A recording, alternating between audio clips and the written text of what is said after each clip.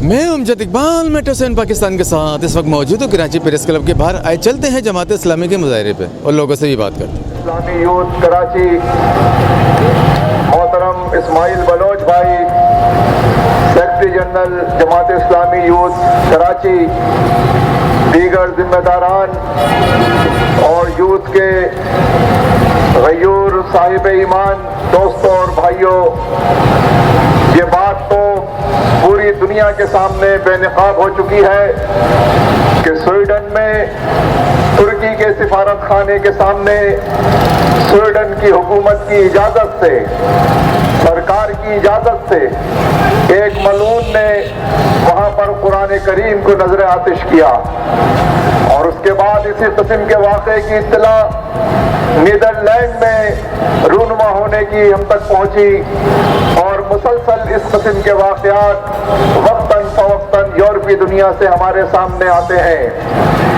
Sweden کی حکومت نے یہ کہا کہ انہوں نے ہم سے اجازت تو لی ہے لیکن ہم ان کے اس طرز عمل سے اتفاق نہیں کرتے.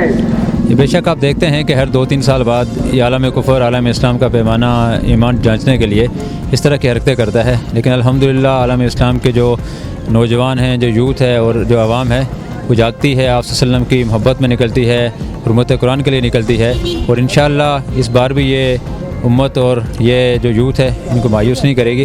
بے شک یہ کوئی جماعت اسلامی کا مسئلہ نہیں ہے، یہ پورے عالم اسلام کا مسئلہ ہے. قرآن پر ہمارا ایمان ہے، اس لیے ہم نکلتے ہیں، ہم اپنا فرض ادا کرنے نکلتے ہیں.